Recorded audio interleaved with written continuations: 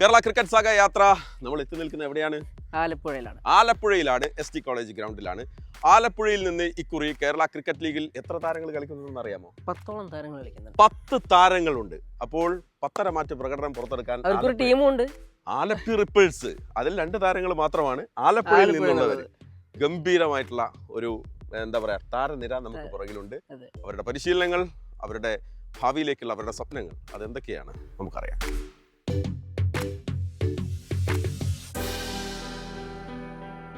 ഇപ്പോൾ നമ്മൾ ഈ ഒരു ഗ്രൗണ്ട് 2009 ആലപ്പുഴ ST കോളേജ് മാനേജ്മെൻറ്റും കേരള ക്രിക്കറ്റ് അസോസിയേഷനും സംയുക്തമായി ഡെവലപ്പ് ചെയ്തു വന്ന ഒരു ഗ്രൗണ്ടാണ്. ഇപ്പോൾ ഇവിടെ ആദ്യ തുടക്കം കഴിഞ്ഞ് ഘട്ടം ഘട്ടമായി പല പല നിർമ്മാണ പ്രവർത്തനങ്ങൾ നടത്തി. ഇപ്പോൾ അവസാനം വന്നിരിക്കുന്നത് നമ്മുടെ ഫ്ലഡ് ലൈറ്റുകളാണ്. ഇപ്പം രാത്രികാലങ്ങളിൽ ഉൾപ്പെടെ കളി നടത്താനുള്ള സാഹചര്യവും ഇവിടെ ഇതിനു മുമ്പ് പല പല കാറ്റഗറികളിലായി including Ranji trophy Kerala UP തമ്മിലുള്ള മാച്ചുകളടക്കം സംഘടിപ്പിച്ച നല്ലൊരു ഗ്രൗണ്ടാണ്.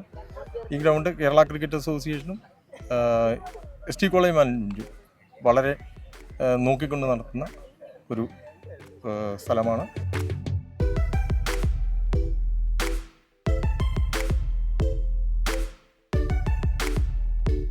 നമ്മളിവിടെ ഡേ സ്കോളർ അക്കാഡമി ആയിട്ടാണ് നടക്കുന്നത്.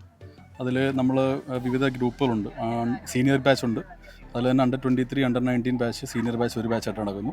അതിനുശേഷം നമുക്ക് Under 14, Under 16 വേറൊരു ബാച്ചായിട്ട്, പിന്നെ ബിഗിനേഴ്സിന് നമ്മളൊരു സെപ്പറേറ്റ് ബാച്ചായിട്ടുമാണ് നടക്കുന്നത്. ഇവിടെ നമ്മൾ വീക്ക് ത്രൂ ഔട്ടുണ്ട്.